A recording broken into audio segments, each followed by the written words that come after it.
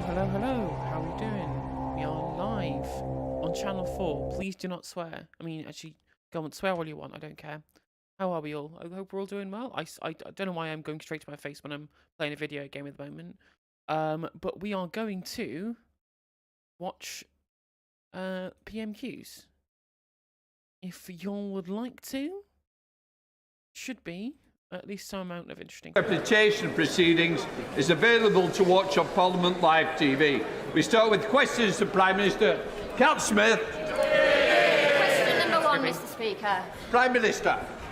Mr. Speaker, this morning I had meetings with ministerial colleagues and others. In addition to my duties in this House, I shall have further such meetings later today. There are no NHS dentists taking on patients in Lancaster and Fleetwood, and for those constituents of mine lucky enough to have one, they're waiting months for an appointment. So can I ask the Prime Minister how long he had to wait for his last NHS dentist appointment? Prime Minister. Well, Mr. Speaker, as a result of the new reformed NHS dentistry contract, there are now more NHS dentists across the UK with more funding, making sure people can get the treatment they need. But, Mr. Speaker, let me answer the lady directly. I am registered with an NHS GP. I have used independent healthcare in the past. I'll answer her question. I am registered with NHS GP. I have used independent healthcare in the past, and I'm also grateful to the Friarage Hospital for the fantastic care they've given my family over the years.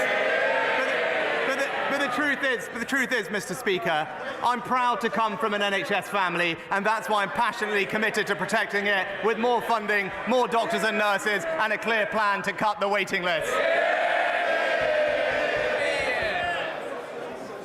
Thank you, Mr. Speaker. You are 24 times more likely. I was expecting him to say, "Well, I was doing really well taking the load off the NHS." When I just want to point out that it's just this bollocks. By the way, going to private healthcare doesn't take any burden off the NHS because they all share the same staff pool. To become a doctor if a parent is a doctor, 17 times more likely to become a lawyer if a parent is a lawyer, and there is a lower proportion of disadvantaged young people being admitted to degree-level apprenticeships by employers than to degrees by universities. So I warmly welcome what my right honourable friend set out last week about education and family, but does he agree with me we also need our universities, employers and professions playing their part to improve social mobility in the UK? Well, Mr. Speaker, everyone should have A real question from the government benches. the opportunity to succeed, and my honourable friend is absolutely right that we all have a part to play. That's why I'm pleased the Social Mobility Commission is working to provide new information to young people about the opportunities available to them, but also a toolkit for employers so that they can also play their part in improving social mobility. We now come to the Leader of the Opposition, Keir Starmer. Thank you, Mr. Speaker. In the 13 years of the last Labour government, there were no national NHS strikes.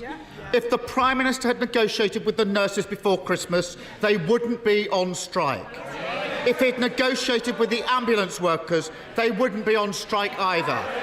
So why is he choosing to prolong the misery rather than end these strikes? Prime Minister. Mr. Speaker, we've always been clear that we want to have constructive dialogue with the unions. That is also why, when it comes to the issue of pay, we have accepted in full the independent recommendations of the pay review bodies. That now Yes, the independent pay review bodies that are appointed by the government. That's strange. the honourable gentleman simply doesn't have a policy. Actually, Kate Burley was pointing out on Sky News this morning that it's just not independent. The idea that the pay review bodies are independent at all is just nonsensical. When it comes to this question. If he talks about wanting to end the strikes. The question for him is simple then. Why does he not support our minimum safety legislation? We all know why, Mr. Speaker. It's because he's on the side of his union paymasters, not patients. Mr. Speaker, when I clap nurses, I meant it. His response... I mean, you say that now, Keir. You say that now. But wouldn't it be really unfortunate if there was footage of him clapping for carers and then asking the press if they got the footage that they wanted. There we go.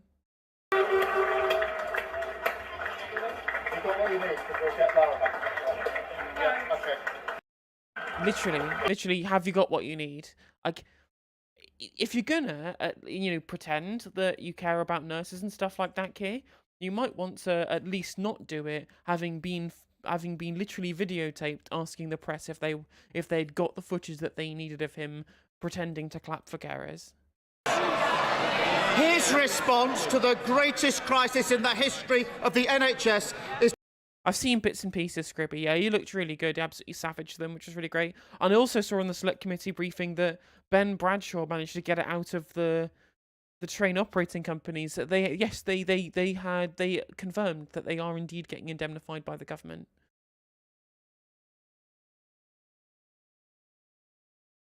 to threaten to sack our nurses. His Transport Secretary says it's not the solution. His Education Secretary hopes it won't apply in schools. His own assessments say it could increase the number of strikes. The simple truth is you can't legislate your way out of 13 years of failure. Between 2010 and 2019, before anyone had heard of COVID, Prime Minister, the number of people stuck on the NHS waiting list doubled. Why do patients always wait longer under the Tories? Whoa. This is the new year. I want to start off with the refreshed chamber, but certainly not by interruption. Prime Minister. Well, Mr. Speaker, he talks about the minimum safety legislation. Let's just talk about it a little bit further, because this is a simple proposition that no one denies the union's freedom to strike, but it is also important to balance that with people's right to have access to life-saving healthcare at the same time. Mr. Speaker, this shouldn't be controversial. This shouldn't be controversial. The International Labour Organization supports minimum service levels. We have... But not in all of the industries that he wants to apply it to. They don't support what he is saying for a bunch of things like the rail network. Like nuclear decommissioning and ambulance staff maybe, but certainly not in the case of the trains. Present in France, in Italy, in Spain. Normally, he's in favour of more European alignment, Mr. Speaker. Why not now? Mr. Speaker, they've gone from clapping the nurses to sacking the nurses. It's that simple. And to add insult to injury, they're the cause of the crisis. His government commissioned a report on waiting times. He knows this. His own report says this is not a COVID problem, it's 10 years of managed decline. As a result, 7.2 million people are now waiting for treatment. He says he wants to be held to account over that. So let's be very clear. Is his promise merely to get those numbers back to where they were before COVID, that's 4.6 million, or back to where Labour had them in 2010, almost half of that? Which is it? Mr. Speaker, again, let's just start with the facts. The honourable gentleman seems to completely ignore the fact that not just in England, but in Scotland and in Wales and in many other European countries, COVID has had an extraordinary impact on health services. Now we have a very clear plan to bring the waiting list down, and it's one that the NHS supports. But I tell you what the NHS doesn't need. What they don't need is Labour's idea. What they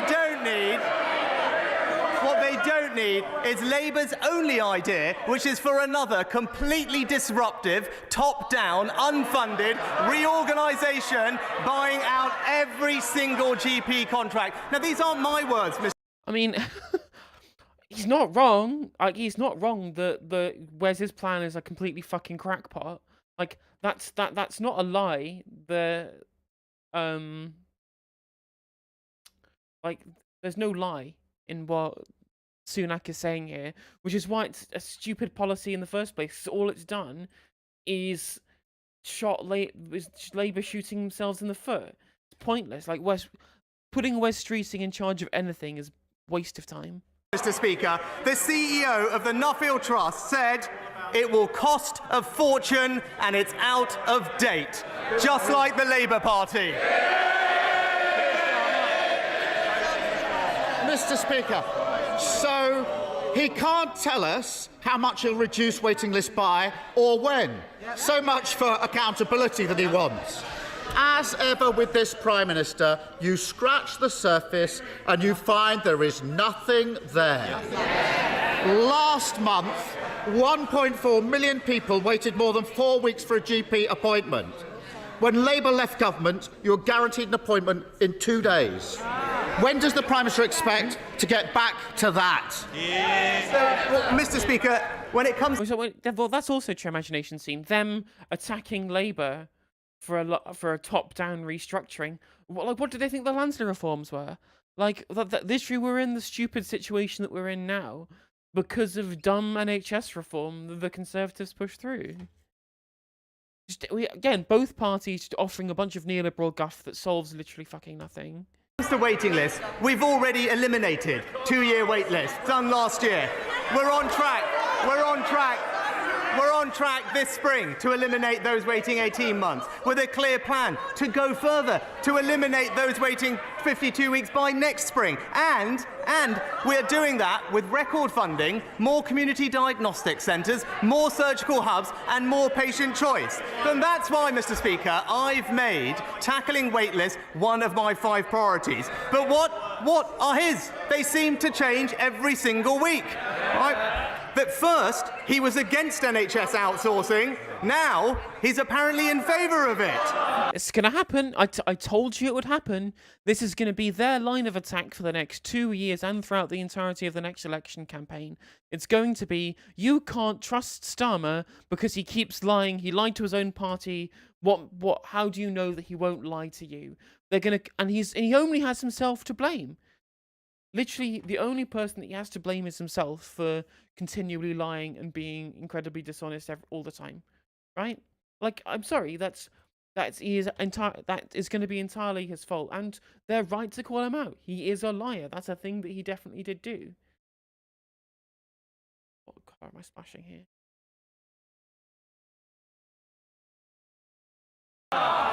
He's inconsistent, unprincipled, and in hock to his union.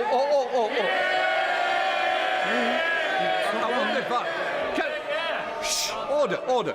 Can I just remind the Prime Minister, it's Prime Minister's questions, not opposition questions. Keir Starmer. Thank you, Mr. Speaker. I heard the Prime Minister saying he's now registered with an NHS doctor, so he'll soon enjoy the experience of waiting on hold every morning at 8 a.m. to get a GP appointment. But I can tell him that those that are waiting now don't want another round of empty promises or boasting about what he's done. They just want to know when they'll be able to see a doctor. And this is not just about routine care. There could be nothing more terrifying than being told you might have cancer. That's why the last Labour government brought in a guarantee you'd been seen by a specialist within 2 weeks. Today, 50,000 people are waiting longer than that. 50,000. And everyone in this House will appreciate the anxiety that they're feeling. So when will cancer patients once again get the certainty of quick care that they got under Labour? Mr. Speaker, why is there a challenge with cancer times right now? I tell you... Yeah, I'm registered with a GP. I've still not used it in years because it's in a different city. I never bothered re-registering when I moved from Manchester to Nottingham. Again, it's just... I just absolutely no understanding of the situation, Mr. Speaker. What happened to cancer referrals during COVID?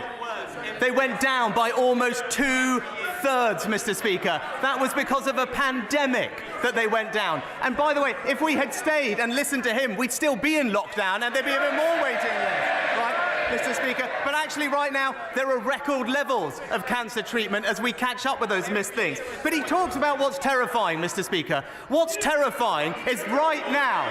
What's terrifying is that right now, people not knowing whether when they call 999, they will get the treatment that they need. Now, Mr. Yeah, and whose fault's that, Rishi? You can't. You're saying that as if it wasn't literally your government's fault that we're in this position in the first place. Oop. Speaker, in Australia and Canada and the US, they ban strikes on blue light services. We're not doing that. All we're saying is that in these emergency services, patients should be able to rely on a basic level of life-saving care. Why is he against that, Mr. Speaker? There's not a minimum level of service any day because they've broken the NHS. And he's not promising that people would get to see a doctor in a few days like they did under Labour. He's not promising that cancer patients would get urgent treatment as they did under Labour. He's not even promising an NHS that puts patients first like it did under Labour. No, he's promising that one day, although we can't say when, their record-high waiting list will stop growing. And that's it. After 13 years in government, what does it say? That the best they can offer is that at some point they might stop making things worse. Prime Minister. Well, Mr. Speaker, when it comes to the NHS, it's crystal clear. The Conservatives on the side of patients, Labour on the side of their union paymasters. But, Mr. Speaker, I've laid out my priorities for the... I don't think those lines really land anymore. I don't think... It's clear that that's the kind of thing they're going for specifically, trying to make it, try and make the distinction there between unions and people. But I just think that line's dead. I don't think that they can really justify that as a line of attack anymore, considering that most people already know that they're on the side of the unions, and B, most people, when it comes to healthcare especially, people are on the side of the unions anyway regardless. The country, waiting lists down, inflation down, debt down, growth up, and the boat's stopped, Mr. Speaker. All he does is flip from one thing to another, and that's the difference between him and me. He's focused on petty politics. I'm delivering for Britain.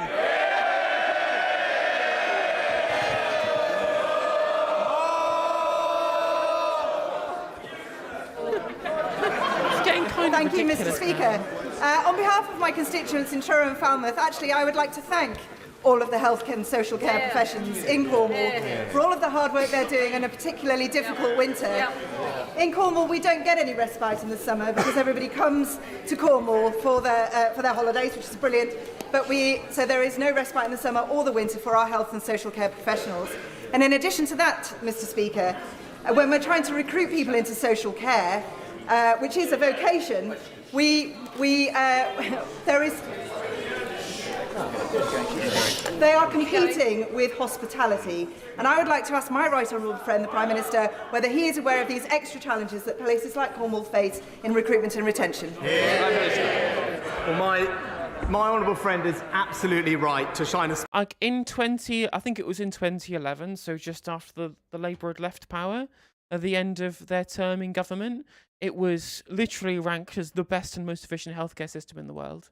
Spotlight, and I share with her and be incredibly proud of all our social care workers for the commitment that they have to their profession. And that's why many of them will benefit this spring from an almost 10% increase in the national living wage, putting an extra £1,600 in their pay slips. But also, we want to make sure that they feel valued with correct professional development, training and career progression, and the £500 million investment we're putting into the social care workforce will do exactly that for hers and other workers. We now come to the leader of the SNP, Stephen Flynn. Mr. Speaker, the longest and deepest recession in the entire G7. Brexit, 13 years of Tory rule. The energy price crisis, inflation and interest rates. If the people of Scotland are to do the math, as the Prime Minister so hopes, will they not come to the conclusion that this union simply doesn't add up? Well, I'm pleased the honourable gentleman brought up energy, and he's right to do that, because energy, and when it comes to the economy, is incredibly important to Scotland's energy, and actually Scotland will play a fantastic part in helping us transition to net zero. But what we do now know is that the Scottish Government don't want to support Scottish energy industry and the 200,000 jobs that it produces. I'm keen to work with the Scottish Government to support the North Sea, because it's something that we're all very proud of in the United Kingdom. Mr. Speaker, if he wants to talk about the fact that Scotland is energy rich but fuel poor on Westminster's watch, I am more than happy to do so. But for today, let's reflect upon numbers, and in particular those numbers which were shone a light on by Sam Coates of Sky, in particular those in relation to the Prime Minister's favourite potential successor, which showed that over the course of 4 months, from 4 speeches, he raked in excess of £1 million. Does the Prime Minister not find it utterly perverse that senior members of the Conservative Party are feathering their nest in this way, whilst at the same time seeking to deny working people the opportunity to strike for fair pay? Why are the SNP just better at this? Like, what, the SNP are just the official opposition when it comes to PMQs? And he's much better than Ian Blackford was as the representative in Westminster. Well, Mr. Speaker, I don't think we need to talk about our predecessors, but I remember, I think it was one of his predecessors that did indeed work for Russia Today, if I'm not mistaken. But what I would say is he talks about the priorities. You know, yesterday the SNP spent time talking yet more about independence at a time when we should be talking about delivering for people across the United Kingdom, focusing on their jobs, improving the NHS across the UK, in Scotland as in everywhere else. That's the kind of thing I want to talk to the Scottish Government about, and I hope that he'll work with me to do that. Thank you, Mr. Speaker. Conservative governments have a proud record of supporting the UK steel industry. So can I thank my right honourable friend, the Prime Minister, for the work that he has already done for steel. He will know that steel is a vital strategic industry. Absolutely. It is essential for everything we do, from defence to growth. So can I ask him, will he do everything he can to ensure that we're always able to make steel in this country? And does he agree with me that steel is always safest under a Conservative...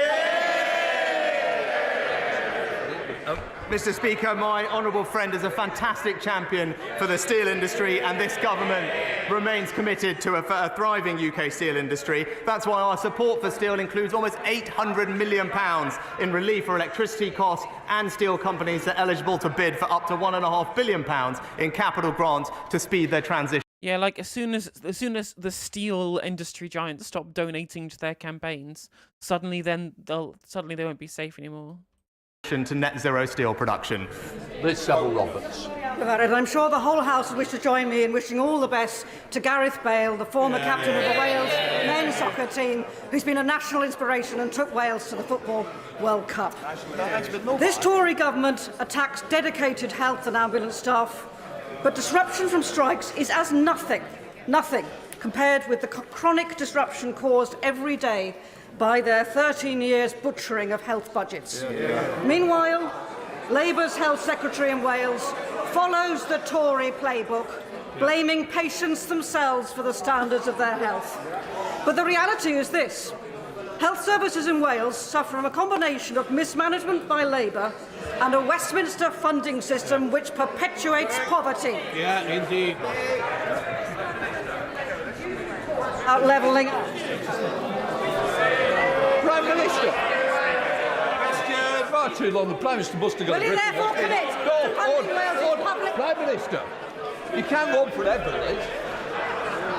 Well, Mr. Speaker, first of all, let me join with the Honourable Lady as a Southampton fan. Gareth Bale, also a hero of mine as well, and I wish him well. But when it comes to funding Wales, it's... How do you do, fellow proles? I also enjoy the sports ball. As a result of the funding from Barnet, the Welsh Government receives around significantly more funding than the NHS in England, but also £1.2 billion of extra funding as a result of the autumn statement. And I'd say what I said to the Leader of the Opposition, this isn't about actually political point scoring. The NHS is under pressure in Wales, as it is in Scotland and in England, in large part because of the impact of a global pandemic, and she would do well to recognise that. David, go in. Thank you, Mr. Speaker.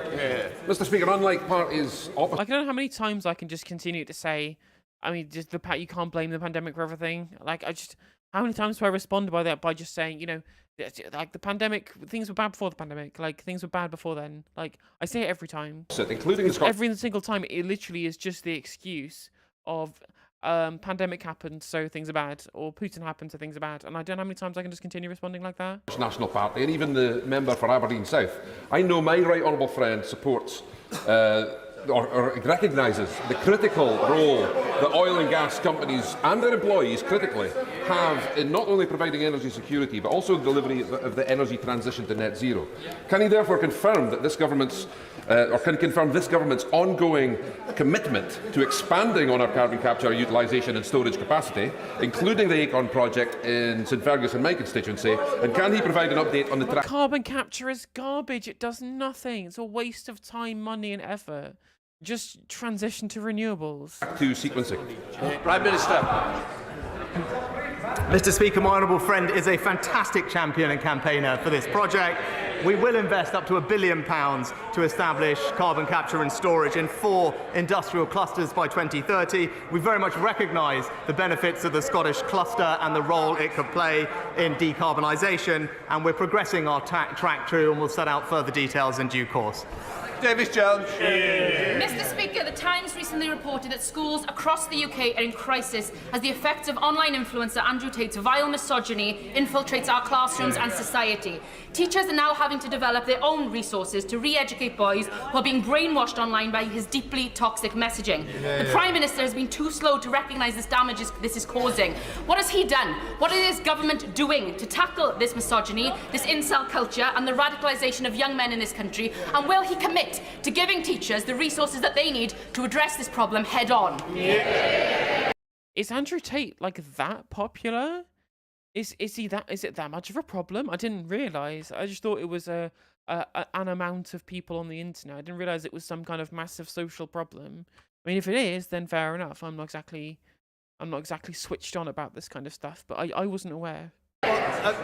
Mr. Speaker, with regard to funding, we announced in the autumn statement £2 billion of extra funding for our schools. But I'm also proud that this government has introduced the world-leading, world-first online safety bill, which specifically improves protections for children and puts very strict obligations and penalties on tech companies for enforcing them. Thank you, Mr. Speaker.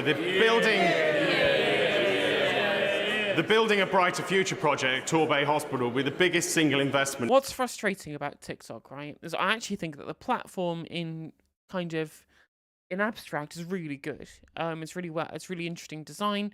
It's just in general, it's good for, be able to get messages across to people. The discoverability is good. People make loads of different connections, right? But it's just super easy to have people to get radicalized on there. It's just pushing people towards far-out messaging has happened a lot of the time. I don't really care about the idea that it's going to scrape your data off the CCP. That's random conspiracy talk as far as I'm concerned. But even so, the addictive nature of TikTok as an app is really bad. It really is genuinely addictive as a platform for the people who use it. It's the most popular social media app in the world. And actually, I was watching a video about it saying that most people say they would rather be on TikTok than watching like TVs and films, which maybe I'm an old fuddy-duddy and what I believe is or is not a good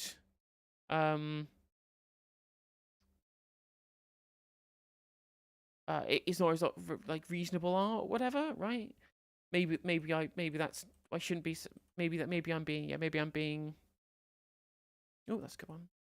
Maybe I'm being unfair, but I feel that kids spending their day just watching 30-second videos is probably not as edifying as them engaging with serious, TV and movies, right? Maybe that's correct. I don't know what I'm talking about there, but.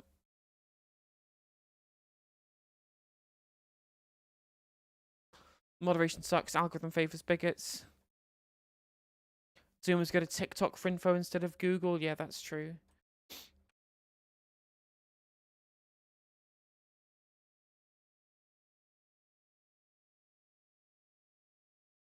I don't know. But yeah, the idea. Apparently, he is just incredible. If Tate is as popular as you say he is, and that's concerning, to say the least.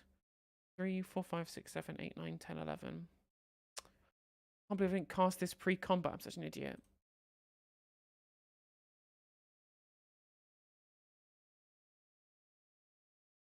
Need more green sources.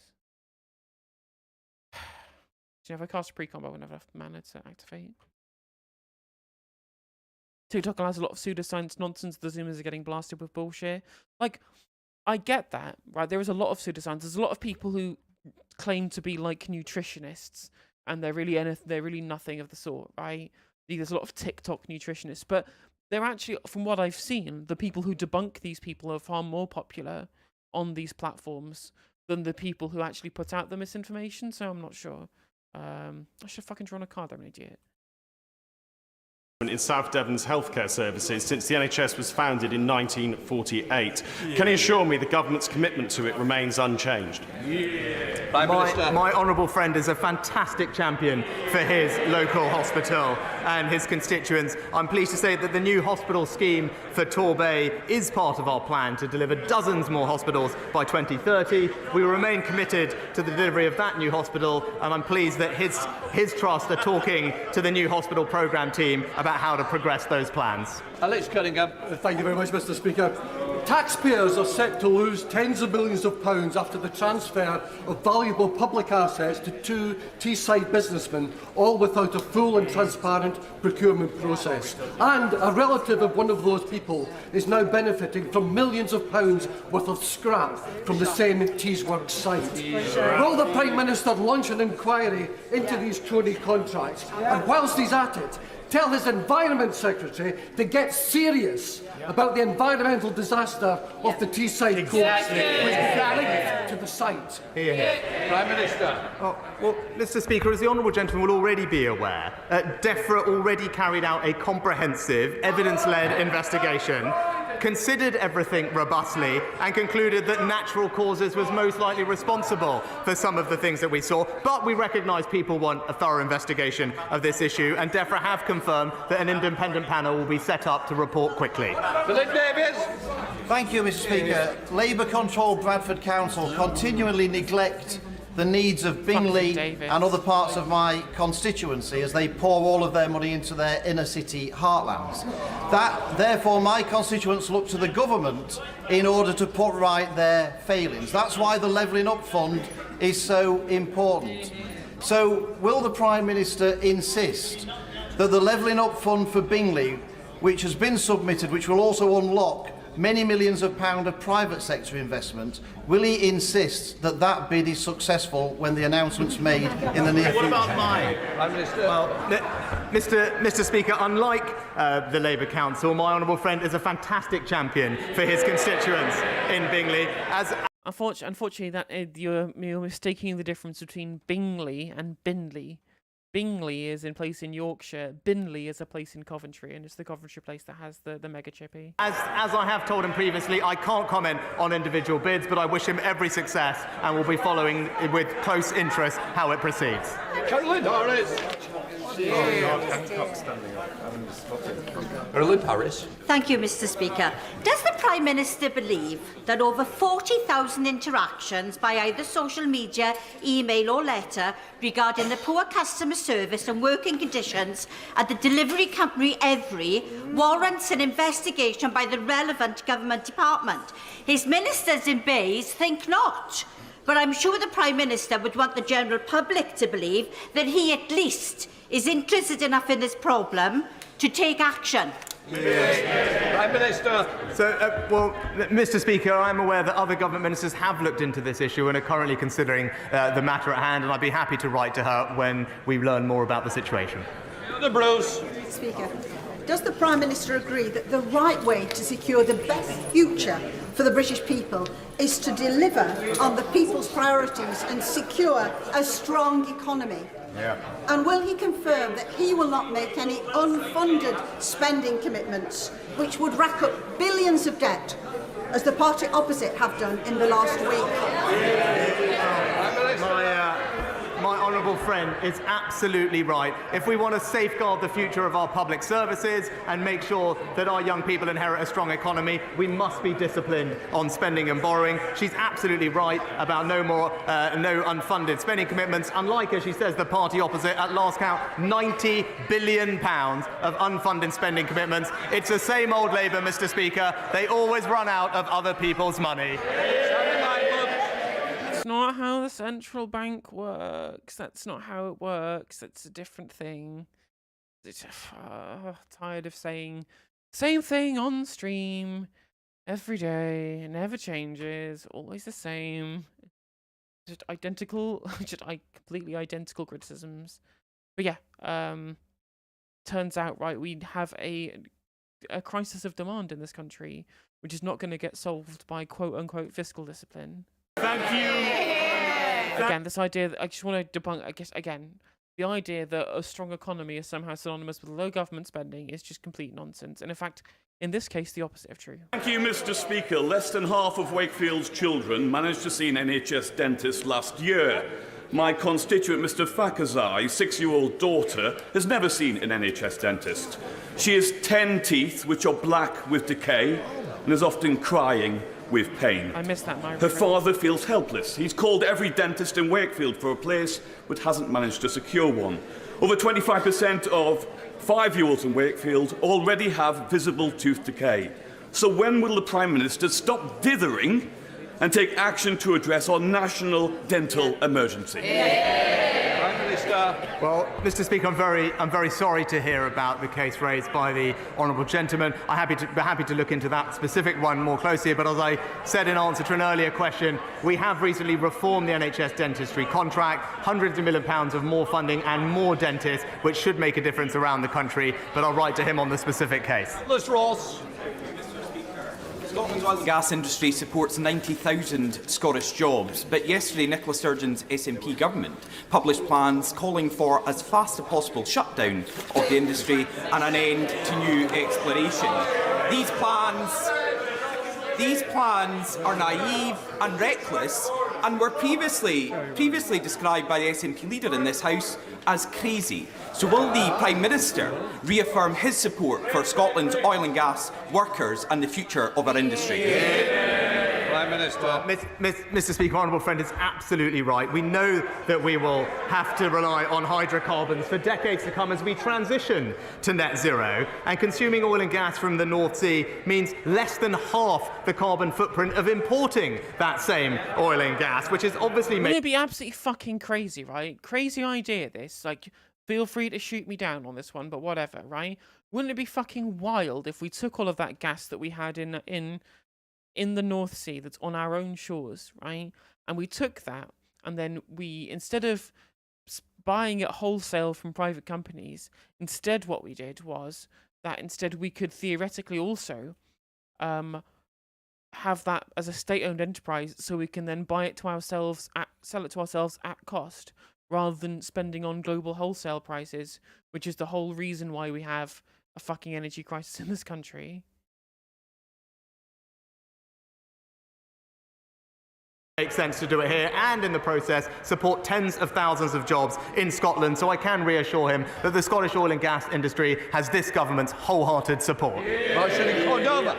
Thank you, Mr. Speaker.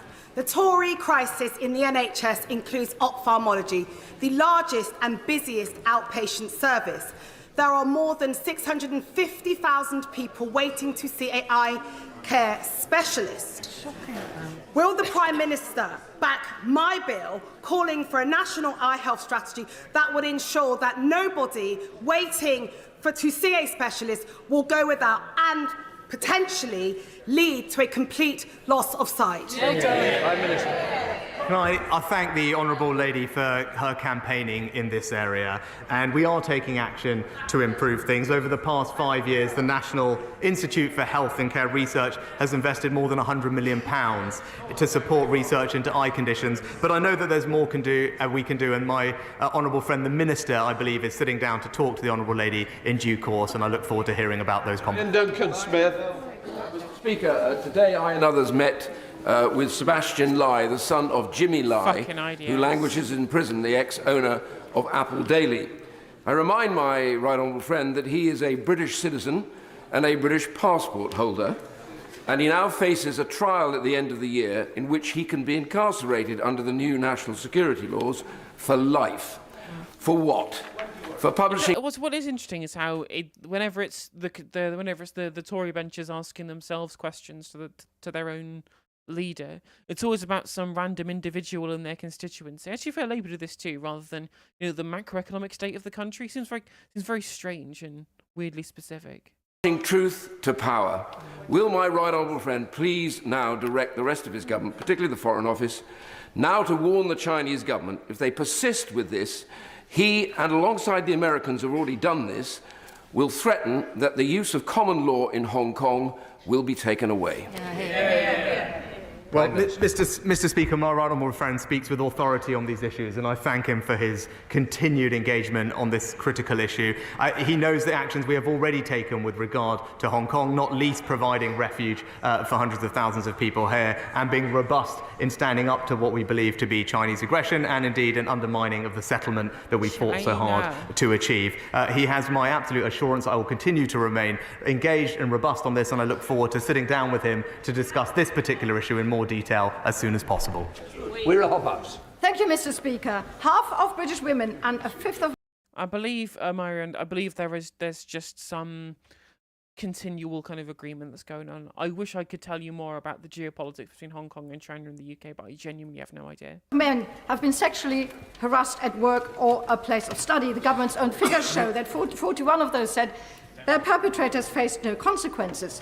Thanks to cross-party and government support, my private member's bill, which has now passed committee stage, will bring about a culture change to protect workers from harassment and sexual harassment, both from fellow employees and third-party individuals. Hear, hear. Will the Prime Minister join me in celebrating the cross-party work on this important change in the law? Oh, fuck off! Fuck off, you fucking Liberal Democrat. Like, we've done cross-party work. Oh, look at us. Look how well we're doing by implementing the only legislation that they would let us pass. Oh, well, well done, lawmakers, for doing our jobs correctly. No, for fuck's sake. And by personally supporting its aims and objectives and ensuring its safe continued passage through this Parliament. Prime Minister. Can I thank the Honourable Lady for her important work on this issue? And sexual harassment has absolutely no place in the workplace, and everyone should be able to feel safe at work. Now, of course, we need to make sure that... Chris Pincher. Literally, the Conservatives can never, ever say... There's no moral high ground on this whatsoever, considering, multiple people. Was it Charlie Elphick as well? Legislation doesn't have unintended consequences, but I know she is meeting with my right honourable friend, the Minister for Women and Equalities, to discuss her bill further, and I look forward to hearing her progress on that meeting. Matt Hancock. Thank you very much, Mr. Speaker. Does the Prime Minister agree with me that the disgusting anti-Semitic, anti-vax conspiracy theories that have been promulgated online this morning are not only deeply offensive but anti-scientific and have no place in this House or in our wider society? Well, can I join with my right honourable friend in completely condemning those types of comments that we saw this morning in the strongest possible terms? Obviously, it is utterly unacceptable to make linkages and use language like that, and I'm determined that the scourge of anti-Semitism is eradicated. It has absolutely no place in our society, and I know that the previous few years have been challenging. Yeah, it was Andrew Bridgen, a Tory MP, or I guess ex-Tory MP, lost the whip for doing globalist anti-vax conspiracy theory type stuff, and so obviously talk about globalists, etc., is anti-Semitic conspiracy theory. So for the Jewish community, and I never want them to experience anything like that ever again. Final question, Nadia Whitten. Thank you, Mr. Speaker. Mr. Speaker, a 95-year-old constituent of mine spent 41 hours in A&E. When will the Prime Minister admit that the NHS is collapsing because of 13 years of underfunding and do something about it instead of blaming the nurses striking to save it? Let me guess, it's going to be, I don't know if the member opposite realised that we've just been through a pandemic, blah, blah, blah, blame pandemic, blah, blah, blah, blame Putin over and over and over again. Prime Minister. Mr. Speaker, first of all, I'm very sorry to hear about the experience of the elderly constituent that the Honourable Lady raised, and my sympathies go out to her. But this is not about blaming anybody. This is about recognising that the NHS, whether in Scotland, whether in Wales, where it is run by the Labour Party, whether here in England, is facing pressure as we recover from a pandemic. The right thing to do is to have a clear plan in place to work with doctors and nurses to ease that pressure. That's what we're focused on doing, and that's what our plans will deliver. Right, that completes Prime Minister's questions. We'll just let the chamber clear. Well, there we go. Not really much to say on that. It was really boring PMQs, apart from the bit about Keir Starmer.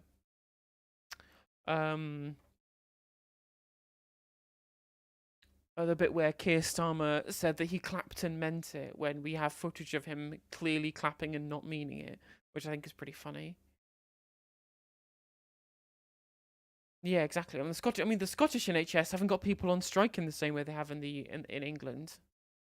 It's very much an English issue. What's going on with the NHS right now in regards to the strike action? Because the SNP, who are in charge of that, 'cause it's all devolved, they've actually come to some kind of agreement. Fucking wild shit. Mad shit. Who could have thought it?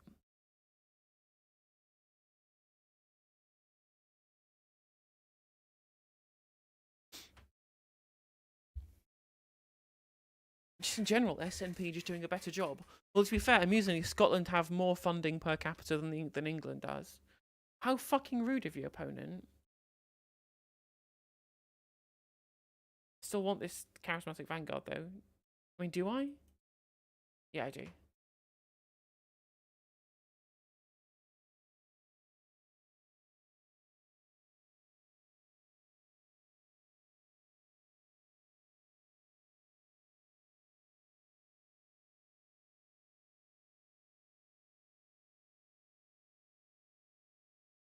Still want the charismatic vanguard off the top.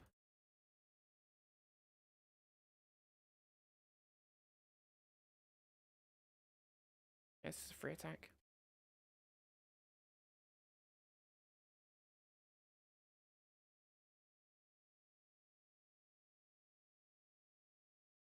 I was hoping that the first PMQs back in the new year would be slightly more interesting than that. TLDR just put a vid about the Tories. Well, we'll fucking watch it. That sounds like a good plan. Thank you for the heads up. And I can record, I can get a segment out of it.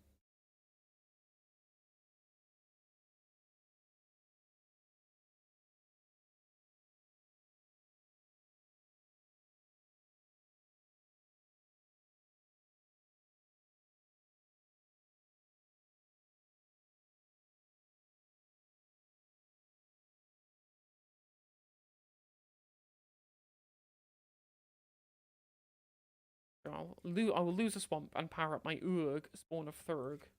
Sounds good to me. I swear TLDR released it this morning. Where is it in my subscriptions?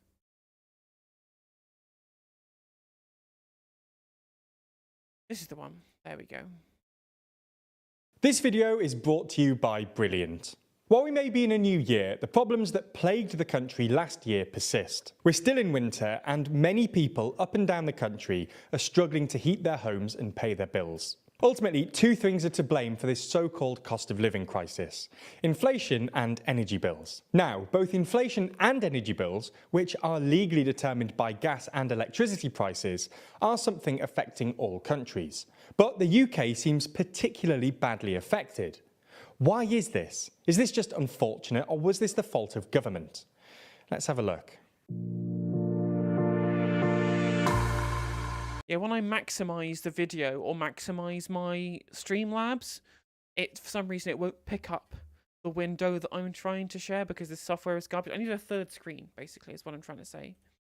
So donate so I can buy one. I mean, you don't have to. But... Okay, so first of all, we need to establish whether the UK has actually been particularly badly affected by both inflation and energy prices. Luckily, there is a rather easy way to tell. There are indices for each of these. As of November 2022, the UK had the second highest CPI inflation level in the G7, coming behind only Italy at just under 11%.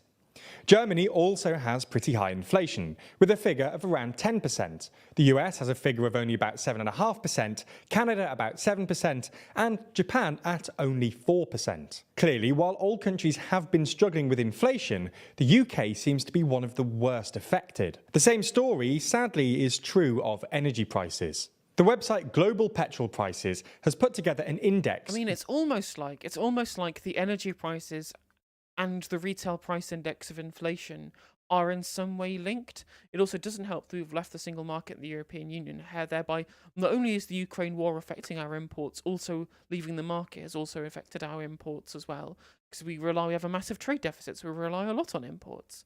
So it's almost like that it's very specific things that have been pushed by the Conservative Party that have led us to this point, which comprises gasoline and electricity prices for different countries. For 1 litre of gasoline, the global average price is $1.29 as of the 2nd of January 2023. For the US, this is only about 89 cents. European countries tend to have a much higher cost, with 1 litre of gasoline costing $1.71 in Spain, $1.75 in France, $1.78 in Portugal, and a huge $1.84 in Germany. In the UK, a litre of gas cost $1.85, which is one of the highest both in Europe and the world. In fact, the only countries from the EU27 that have a higher gasoline price than the UK are Sweden, the Netherlands, Italy, Belgium, Greece, Finland, and Denmark. Things look even worse for the UK when we move to look specifically at electricity prices. The average price worldwide per kilowatt hour of electricity is 11 cents per kilowatt hour for households. For Canada, it's about 11 cents. For the US, it's about 16 cents. For France, it's about 22 cents. Japan, 26 cents. And with Ireland and Spain following shortly after. For the UK, it's about 47 cents, the third highest of the 148 countries analysed. The only countries with more expensive... It's almost like our entirely privatised system is also bad, an incredibly stupid idea that we should never have done. Crazy, isn't it? I wonder why our unit price of electricity is so high. And they keep saying, oh, well, you know, the issue with the UK is that we need to be more competitive for businesses. Well, of course we're uncompetitive for businesses, because our unit price of electricity for commercial usage as well as for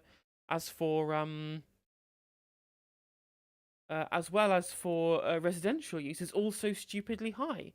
So why would they bother coming to the UK to do business when they can get cheaper startup costs and also cheaper energy prices per unit somewhere else on the continent?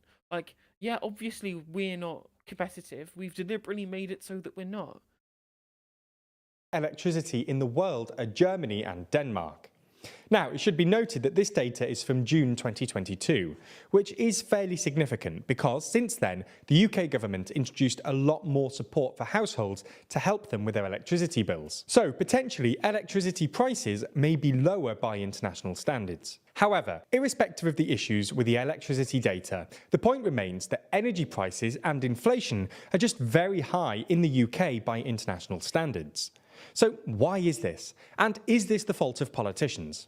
Let's take each in turn, starting with energy.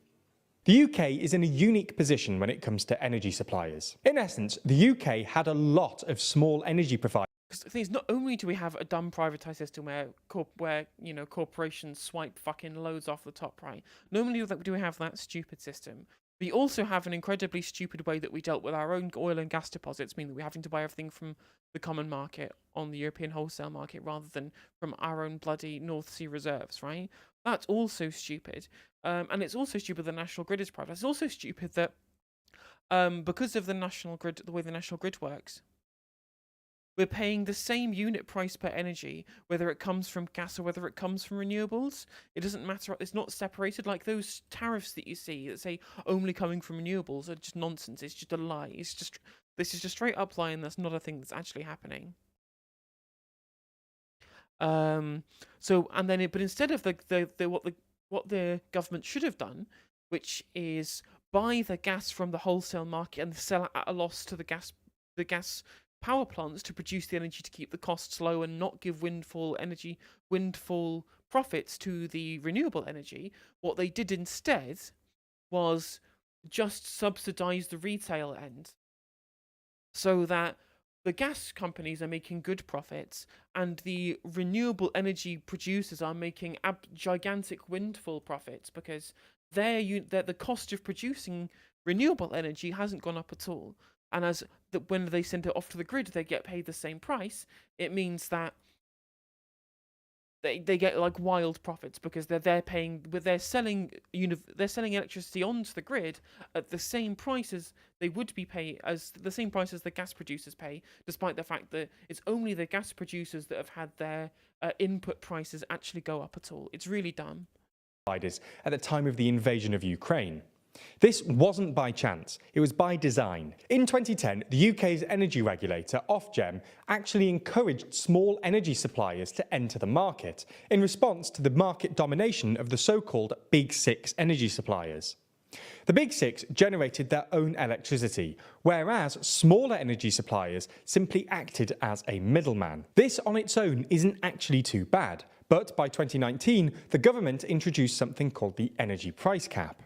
As the name suggests, it caps the amount that energy providers can charge for energy, and this was updated every 6 months. This was because energy prices fluctuate, and energy companies, it was reasoned by the government, should be able to charge customers more when they themselves have to pay more for energy. The issue here is that when Russia invaded Ukraine, energy prices shot up. But the energy price cap had not yet been updated to reflect this. Because there were so many small energy companies who were able to compete and charge little for energy because they didn't have a rainy day fund, they ended up collapsing. In total, more than 20 companies representing more than 4 million customers went bust and couldn't survive paying more for energy than they were legally allowed to sell it for. This meant that many people were then, as a last resort, moved to bigger energy companies who charged more for energy. In many European countries, this isn't how the energy market is set up. Energy companies are required to have processes and funds that are able to shield them from these kinds of sudden price hikes. The fact the UK didn't have this was one reason why people ended up having to spend more on energy. Additionally, even aside from the setup of the energy market, the UK's reliance on gas and lack of storage didn't help either. Prior to the invasion of Ukraine, gas was often purchased from Russia.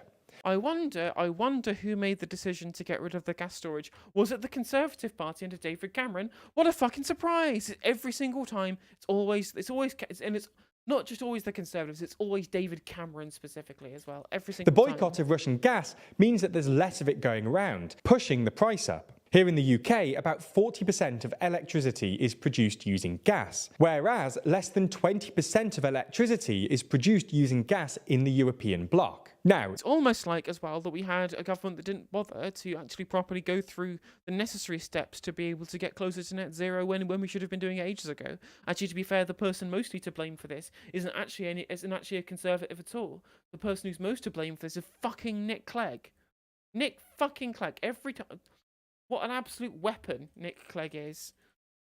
Because he was the person who stopped us looking into expanding our nuclear programs as well. There was some good news. Even though 40% of the UK's electricity came from gas, about half of its gas was produced domestically from North Sea gas. The issue here, though, was that North Sea gas produced very little last year due to maintenance work. And to make matters worse, the UK also doesn't really store much of its own gas. In fact, in 2017, the largest storage facility was closed. And it doesn't matter. It literally doesn't matter whether we get it from Russia or from the North Sea, because it's all being sold at wholesale prices, because it's all private companies. Closed, but reopened in October last year, although only at a fifth of its previous capacity. This meant that the UK didn't have any cheap gas stored up, and instead was forced to pay top dollar for gas. So that's why the UK has disproportionately been affected by high energy costs. Moving on to inflation. Now, one of the big drivers of high inflation right now is the cost of energy, which we've obviously already covered. But another big driver is the slump in the pound. As the pound has become weaker over the last year, both against the dollar and euro, imports have shot up. In addition to this, post-Brexit trading barriers have also been... And I messaged Kev this afternoon asking if he wanted to go through the PMQs together, and he never got back to me. He's probably asleep. Shown to have pushed food prices up. UK and a changing Europe have estimated that between December 2019 and September 2021, these barriers drove food prices up by 6%. So, energy prices, a weak pound and trade barriers made the UK more susceptible to high inflation than EU countries. Now, we said at the top that we'd briefly discuss whether any of this was the fault of the government. As you've seen, the government is not to blame for the war in Ukraine and the subsequent high cost of energy. The government... Yeah, but they are to blame for why that has specifically affected us so badly. Like, we wouldn't be in the position that we're in if they had taken... Like, the reason why we're in a worse position to Europe, like, everyone in Europe is being affected by the war in Ukraine. That's an exogenous effect that is common throughout the entirety of Europe, right? The subject of the video is what if this is the Tories' fault, and the fact that it has affected us in the way that it has is explicitly the Conservatives' fault. Does, though, have the ability to prepare for these things by implementing legislation that requires energy companies to have a plan for when energy prices increase. Additionally, the weak pound is as a result of political decisions made, for example, by Prime Minister Liz Truss. The post-Brexit trade barriers are a result of not only the Brexit negotiations decided by the government, but also the political decision to leave in the first place. The point is that the UK is faring worse, partially because of a lack of planning and previous decisions that didn't take situations like this into account. And it's also worth noting as well that to claim here as well, as the video is doing, it's not a bad video, but to claim as the video is doing that inflation is just a phenomenon that is entirely from exogenous effects that's just happened because of the way that the economy is, or that happened because, you know, that's the natural way things work, which is what most monetarists will tell you, right? Most monetarists will tell you that inflation is just something that happens and you have to deal with it because of the ways, especially they'll try and blame the government specifically. They'll say the government has caused there to be inflation by not having good policy, when that's not the case, right? Inflation is just when goods prices increase at point of sale. And we have the stats. We know, right? We know now that a lot of the inflationary prices that we are seeing are actually to do with corporate price gouging and profits, and nothing to do with some kind of nebulous idea about, you know, what the government specifically done or hasn't done. What the government has done to be able to enable these gigantic profits is by continually marketising everything in the fucking country, rather than what they should be doing, which is creating an equitable society based upon ensuring that everyone has access to the basics first. And that's what privatisation has done on a lot of these things, right? Where previously we would have had a public company running these things, but as it's been privatised, that's allowed the private provider of these things to hike the price up more than it needed to be.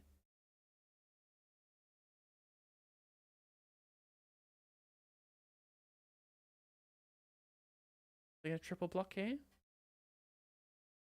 Sure. I'll take the trade.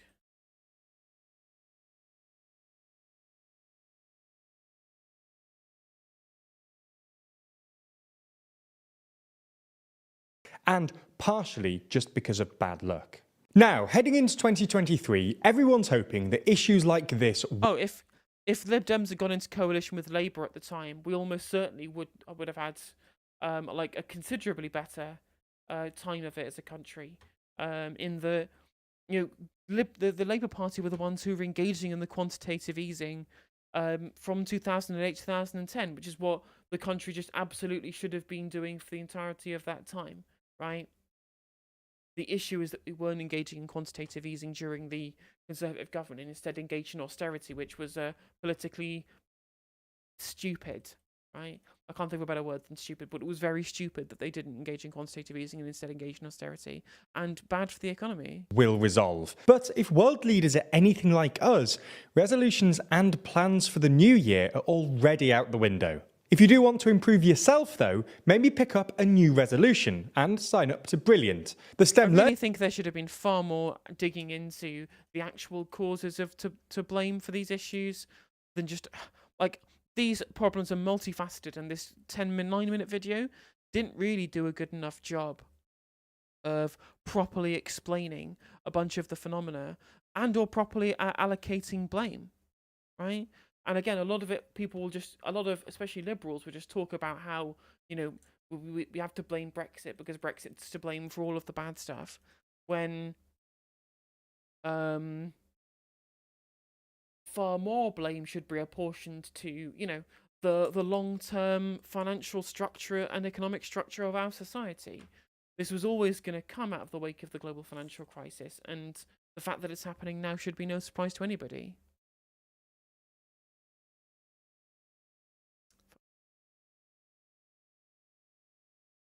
Rude, so rude.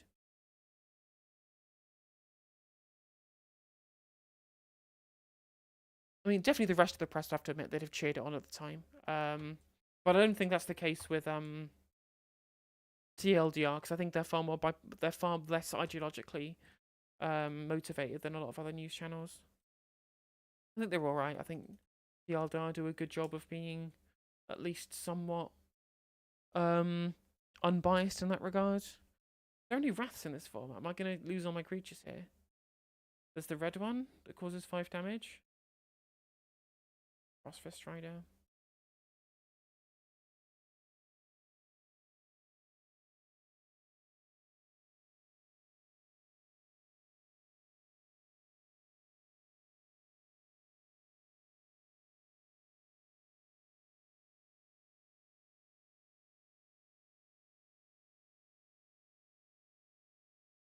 Which, like, the analysis was fine. It was just like incredibly surface level on a lot of these issues. But then again, like, how far back do you have to go for all of these things? Like, you could just say all of, like, Thatcher is to blame for all of this, like, as Thatcher was the one who ensured that we didn't privatize, ensured that we privatized the entirety of the North Sea. That's like an explicit, like, Thatcher problem, right? So they're going to be up to 9, 8, 4, 3. Oh, they're just dead. Fine.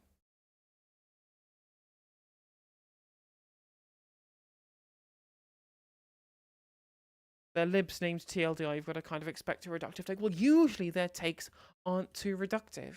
Like, I've usually been pretty impressed by their reporting.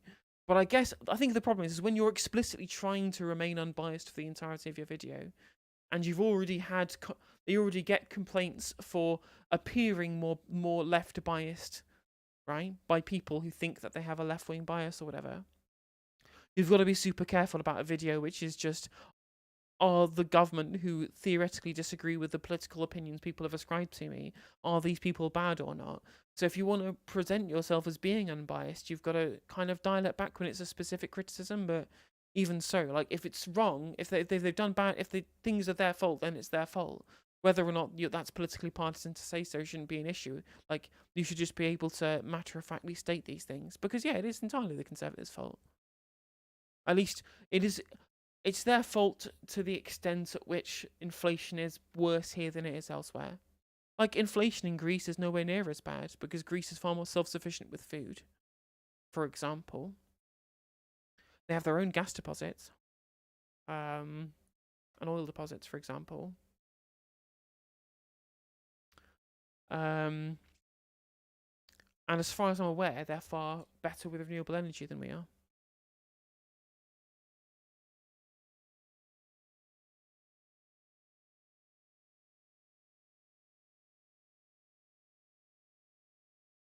I'll play one more game with this, and then I'll do an actual segment.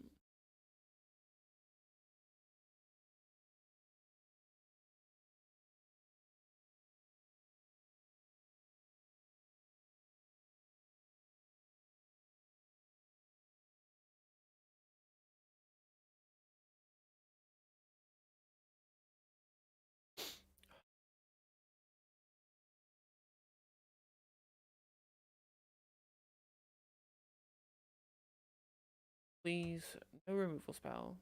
Thank you. Excellent. News, mate, your favourite ancient Greek, Prince Philip. No, he's not Greek, he's German. But yes, that is funny.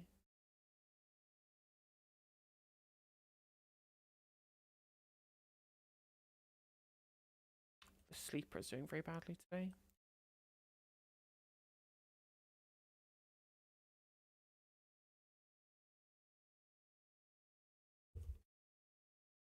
What else was I even going to cover? I've just completely fucking slipped my mind. What did I bookmark?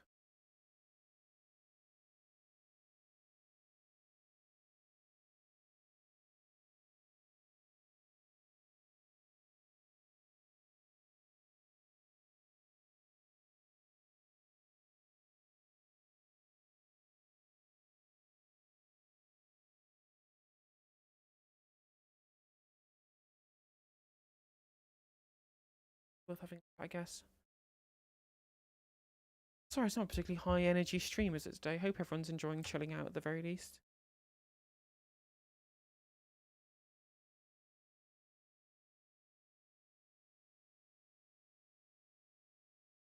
I've just stolen that joke from Clive Anderson. Okay, fair enough.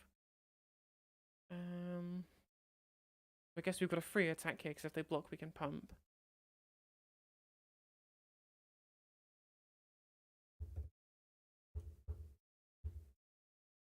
So we end Runic Shot, Phoenix check. Then we edict my opponent to go to this bed because this Bandit Sleeper is doing nothing if that bed stays around. Interesting tweet. Let me have a look.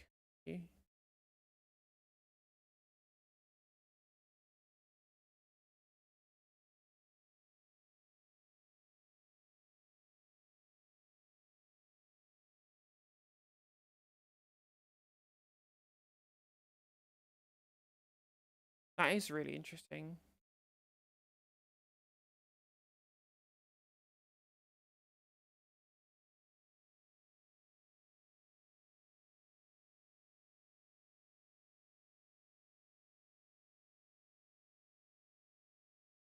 The Debt Society continues.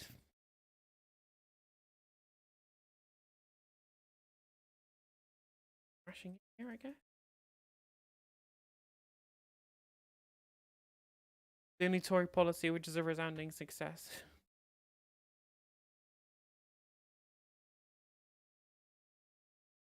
It's good. I mean, gee, to be fair, yeah, because I was going to say is that let me just kill this opponent first.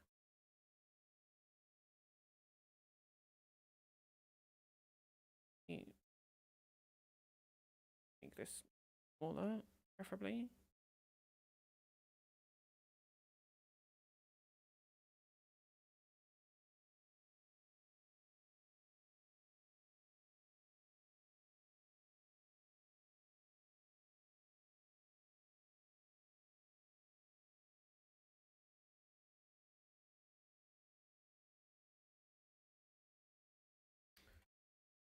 Drawn so many lands. How many lands have I drawn? 4, 8 versus 6 spells. Rude opponent. I think, oh, that's a good draw. Take that.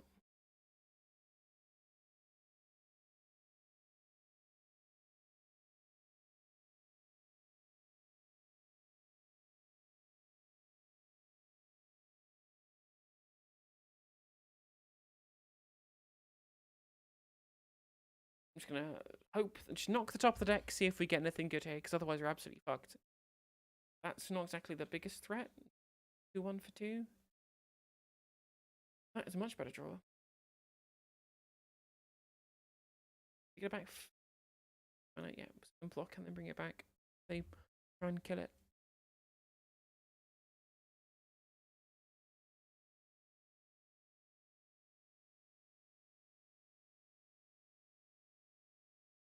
Will they get back here?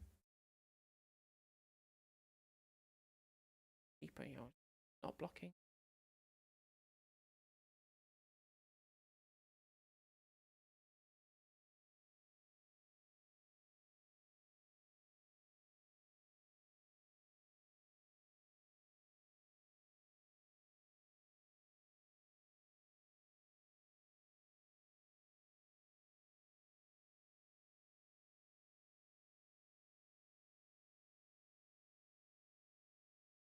I don't even know how to fix the housing issue. So I was mentioning, a mate was mentioning to me in the pub the other day that like an inflationary period was the best time to try and keep house prices staying down rather than hoping that they increase moving forward, right? Because if you just keep inflation high for a relatively long time, then house prices don't necessarily go down per se, but the value of the house is less, right? So the actual, you're not in negative equity. Oh, that's a good draw.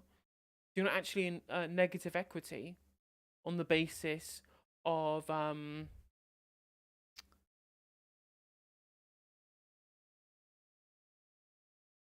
the basis of the fact that the actual value for pound for the loan you've taken out hasn't gone further down. Hasn't gone that much further down, for example. But the actual value in real terms has gone down because wages have gone up in comparison, right? So the only real way to fix the house pricing issue is to keep house prices the same or slightly lower, but make sure that inflation increases. Which I think was an interesting point of view that I didn't think about. Hey Picklebee, I hope you're doing well. Loner box with a 97-person raid. Thank you. How's everyone doing? I hope we're all alright. Hope keeping well. I'm currently losing this game. I guess we'll partnership the turn here. What should we watch? That's the question. What else to have left on my list of things that we can watch? Oglakoog with the follow. Welcome to No Justice stream. I hope you're doing alright. Oh, turn left have dropped a new video. Let's watch that. If I just set up my thing.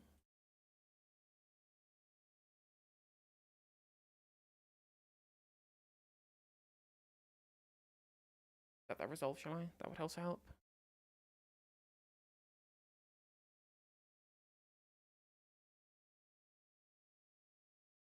Not there for some reason. Come on, let me find the right...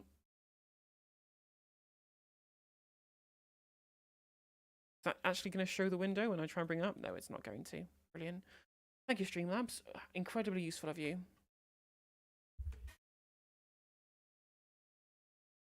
Hope we're all doing. What do you guys get up to with Loner Box? Make sure... Oh no, I've got you on having to have followed for however many minutes. Let me change that so you can actually start commenting in chat. Rude opponent. Stop doing these things. People can't chat because they need to have been following for at least 10 minutes to be able to chat. I think that's what I've got it set as.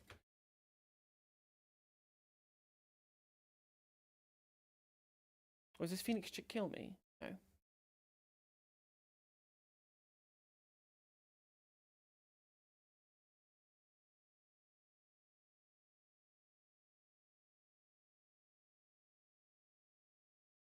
Moderation.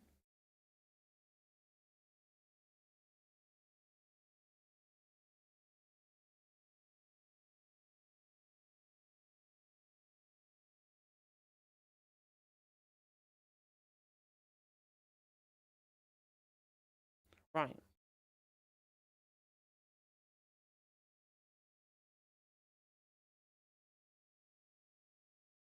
Right, people should be able to chat now. Sorry about that.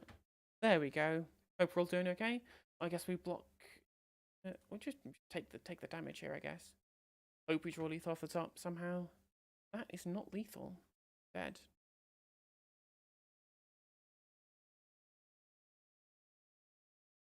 At that.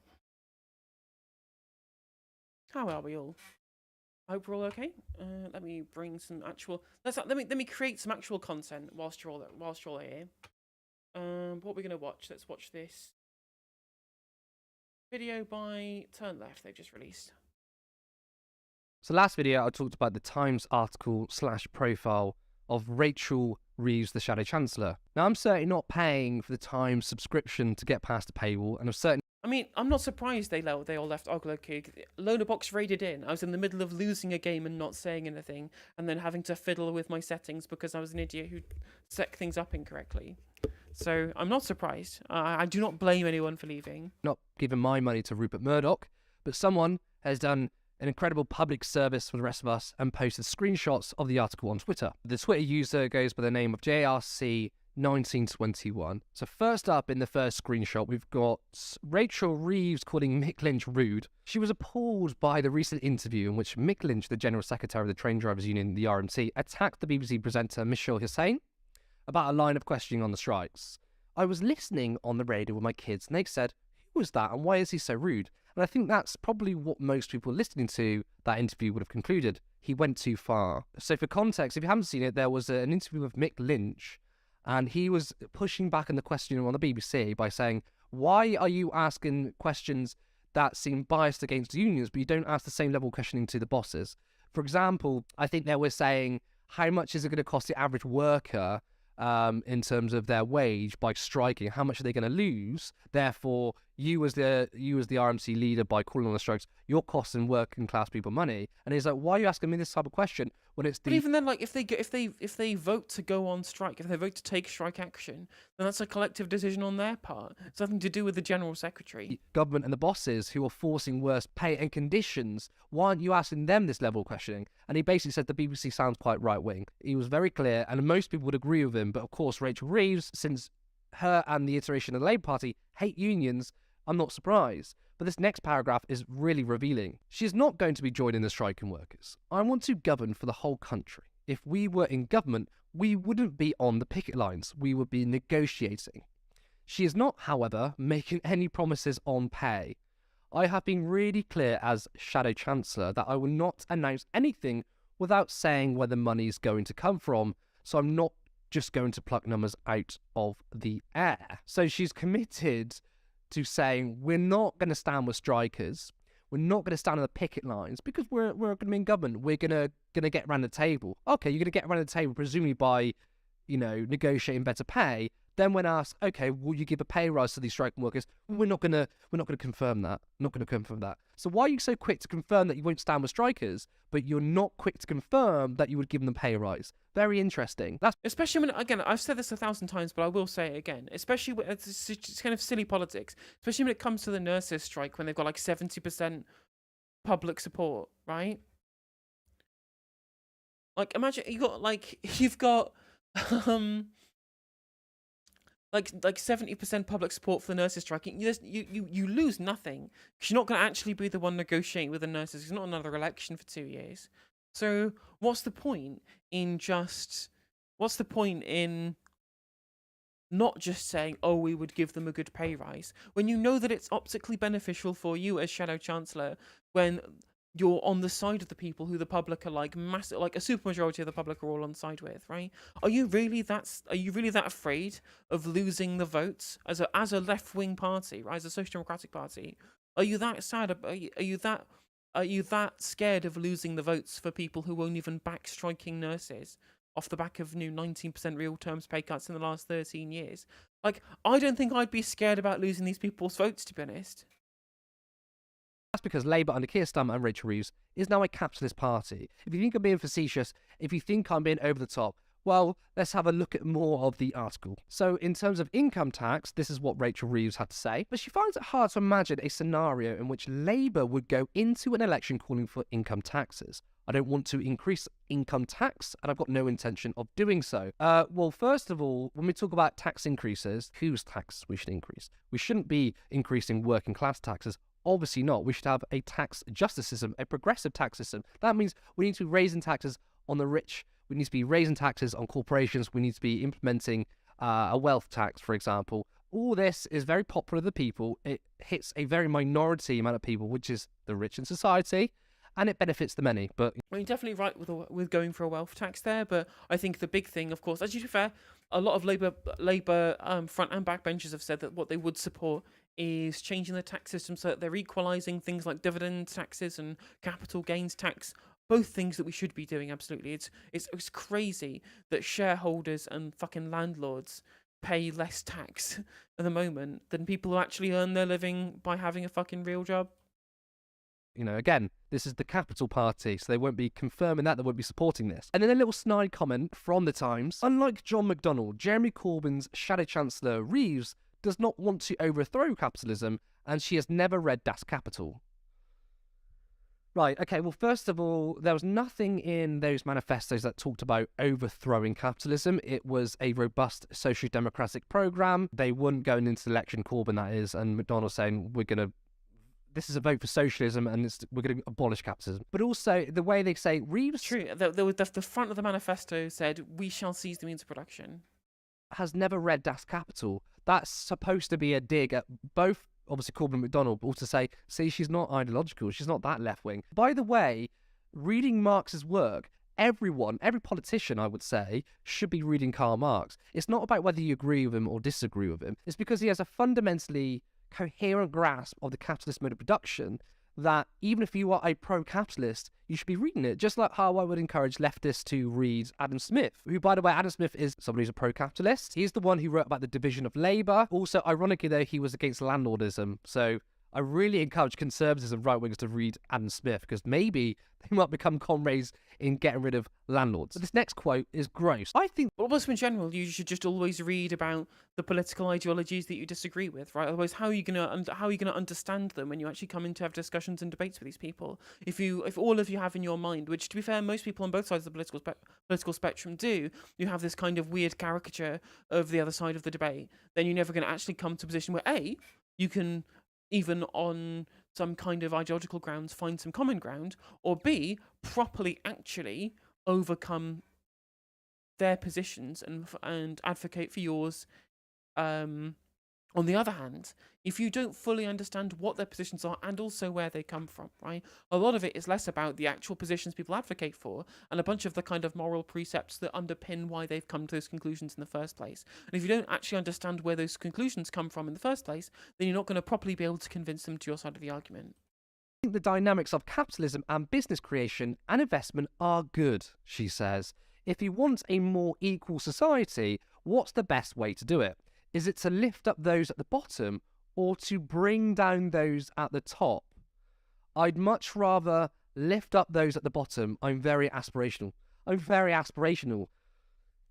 This is classic conservative right-wing talking points. I don't necessarily think that it's conservative right-wing talking points. I mean, dangers include accidentally converting yourself over to their side. Well, I mean, if the other side is correct, then you should convert to the other side. Isn't that what we're trying to do when we're debating these people, right? I mean, I doubt that there are many leftists who've then gone and read, I don't know, Atlas Shrugged to understand the psyche of the libertarian, and then come out of reading Atlas Shrugged and ended up as an objectivist after reading it. I think there's probably a small amount of that. But again, I'm not saying that I'm definitely correct in my political prescriptions currently. Maybe the objectivists are all correct, but I can't tell you whether they are or aren't correct unless I go out and read a bunch of Ayn Rand and Murray Rothbard, right? But also in this position, like, the issue that I have with the statement, whether you should bring down those at the top or lift up those at the bottom, as Gary Stevenson points out in his videos, money is a competitive, is explicitly competitive commodity, right? In that money is not some kind of measurement in and of itself. It's not some kind of standard index measurement. It is a visual and theoretical representation of the distribution of resources within society. That's all it actually is, right? So by bringing up those at the bottom and giving them a larger share of what exists within the economy, right? That necessarily means reducing the share that is controlled by the rich, right? If rich people get richer, like, for example, when everyone got furloughed during the pandemic, right? People were thinking, well, I'm getting paid more money. I'm getting paid a bunch of free money, whether it be from stimulus checks, whether it be from furlough payments or what have you. So therefore, it doesn't matter that rich people are getting richer because I'm also getting richer, despite the fact that, no, you still have, because that's, because of the relative amount of additional wealth that you're gaining is less than the amount of relative additional wealth that's being gained by rich people during the pandemic period, you're still getting less, right? That's why I think that, for example, there is an argument to say that the stimulus checks were somewhat better than the furlough scheme, if that was just the case. But obviously, we now know that if you look at the US, for example, huge amounts of the additional M2 that was injected into the money supply didn't just go out in stimulus checks, but also went out in a bunch of loans to businesses. They've all been fucking forgiven, right? So all of the rich people actually have gotten more money in subsidy, and therefore, because it's a large proportion of the wealth they had in the first place, they're now richer in comparison. Things are more unequal. The only thing that's changed is in the US. Lowest quartile wages have outstripped inflation at the very least, whereas they haven't in the UK, despite just having a tighter labour market here than there is in the US, which is weird macroeconomics than what you wouldn't expect. Well, that's why the Democrats did so well in the midterms, because their base is full of people who work in the bottom, are in the bottom quartile of wages, and they didn't feel like inflation was an 11% or whatever it was, because their wages had outpaced it. Progressives, socialists, leftists talk about inequality and talk about redistribution of wealth and power. The pushback is, well, you're just anti-aspirational. You just want to penalise those who have done well. It's the politics of envy. You're just jealous that you haven't quite made it. It's not true. It's just simply a way of rebalancing the economy, having workers to participate in society much better. And we've got a Labour shadow chancellor who was essentially saying, we don't want to raise income tax. I love capitalism because it's very dynamic. And investment is good, even though we know that capitalism is really bad for investment in a lot of cases, and that I don't want to penalise those on the top. What are you doing in the Labour Party? What are you doing in the Labour Party? This has nothing to do with Labour values. I understand that the Labour Party isn't a socialist party. It was helped created by socialists and trade unionists and communists, by the way, who they were in the Labour movement. But I understand that it's become a social democratic party. It's not a party that seeks to overthrow capitalism, but it at least wants to ameliorate the evils of capitalism. We literally have someone saying, I don't even want to do that. Is that bad that she even criticises Ed Miliband's milquetoast but kind of correct criticism of capitalism? She disagrees with the former Labour leader Ed Miliband's division of business into predators and producers. I wouldn't say that. Most businesses that I meet with want to do the right thing. What about Peter Mandelson's citation needed suggestion that Labour was intensely relaxed about people being filthy rich so as long as they pay their taxes? When I say I want people to start up their own business, I don't think, but good God, don't get rich out of it. We want people to create successful businesses. So Ed Miliband... But also in general, like, it's also ridiculous considering that Labour obviously basically since its inception has had the agreement with the Cooperative Party. If you genuinely believe in a cooperative economy, then saying, oh, well, we don't mind if people get filthy rich out of it, I'm like, well, yeah, you probably should, right? If you're part of the Cooperative Party, you should be wanting businesses to be built as cooperatives rather than in the traditional top-down model that we have at the moment that does create huge amounts of wealth disparity, that does, comparatively, make people at the bottom poor people definitively worse off, right? They can't live in the financial bubble pre-2008 that we lived in at the time. They seem to be of the belief that that's how the economy works, right? I really hate to say it, but it looks like, for once, the Conservatives, the usual Conservative lines about left-wing parties might actually be correct in that they just don't understand economics. Is wet, okay? He was a terrible leader, but his analysis of predators and producers isn't an opinion. That's quite literally a description of capitalism. Even some Blairites would be like, well, I mean, yeah, that's kind of true. I mean, the Labour Party seeks to curb the evils of capitalism. We're not going to deny that. But now Reeves is going even further by saying what Ed Miliband is saying is wrong. There isn't a contradiction between those that own capital, the business owners, the CEOs, and the workers. Their interests are like diametrically opposed. You can't get around that. That's a fact. And everyone knows this. But clearly, if you're a CEO of a business, like, your interest is different to those that work below you. So it's like they're trying to push the Overton window even more to the right for no reason at all. It's not like, oh, we need to, triangulate and come up with right-wing arguments to get elected. No one is even talking about this. Even the Conservatives aren't talking about this, and yet they're pushing this narrative anyway. And then obviously the last sentence, clearly she says, well, I don't really care if people get filthy rich off capitalism. This is so out of touch. We have a cost of living crisis, and I say this all the time. We have a cost of living crisis, we have an energy crisis, we have a wage crisis, by the way, because we do. We've had a wage crisis for 40, 50 years before the so-called cost of living crisis, which, by the way, the cost of living crisis didn't start like last year. It's always been there, and it's been exacerbated over decades. Who are you really pitching to? Yes, all right, you need to get Tory voters to win an election, but you also need Labour voters to win an election too. You need working class people to vote for you. Why would you go out and say, we are a party that doesn't want to raise taxes on the rich, we're a party that we don't mind the rich getting richer, and the way to create prosperity is not the government intervening to help your life, it's just to leave it up to the markets. So why are you saying this? Like, again, see why I continually call the current Labour front bench monetarists? It's because they are, right? This is neoclassical shit as well. Like, literally laissez-faire. We can't have the state doing it. We need to keep the state out of the markets, right, for them to function properly. Like, we're at the point at which the supposedly social democratic, supposedly even socialist, not even third way party is coming out with anti-Keynesian economic precepts. This is nonsense. Like, even when it comes to the NHS, they say they want more privatisation rather than less, despite the fact that, as we've seen in the segment I released the other day, Keir Starmer had a pledge to end outsourcing of the NHS, which has been made clear that they're going to continue moving forward. It's pathetic. Well, it's because it's for the Times behind a paywall. And she's probably thinking, or Labour are probably thinking, well, no normie is going to read this. They can't afford it. No normal working class people can afford to read this. So we don't need to hide ourselves. So they'll go to The Guardian, pretend they're going to be a bit more left-wing than they actually are, and then do interviews for the Times and basically come out and say, this is what we are. We're a capitalist party. And they've beaten the Tories to the right on a lot of rhetoric. Labour are so lucky that Rishi Sunak is leader because he's not popular. If this was Boris Johnson's leader, he would destroy Labour at the election because at least Boris Johnson knew, for all his faults and how much I completely disagree with 99% of what he says and believes in, he's a Tory and I'm obviously not, but he was also supportive of some popular policies like government intervention when it's needed, like furlough. I think most people still think furlough was a great thing regardless of your political opinions. And yet we've got Labour that desperately wants to push right-wing arguments. Well, they don't even need to. So this is the Labour Party. This is a capitalist... And, like, especially considering they're 20 points ahead in the polls, they are literally the meme. They don't need to do any of this shit, right? When you literally have Rachel Reeves out here saying that she's glad that she's being endorsed by fucking George Osborne. Let us not forget, George Osborne is the architect of the austerity policies of 2010 to 2016, which we have studies showing killed up to 330,000 people, right? That's more people than died because of the coronavirus.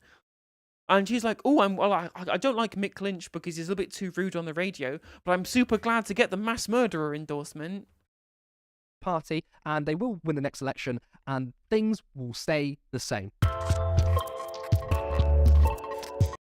Politics Show have got the actual best bits of the select committee, so let's watch that. Where do you see a possible landing zone for an agreement? Is it on pay? Is it on the wider conditions, industry reform? Where do you see a possible zone for coming to an agreement?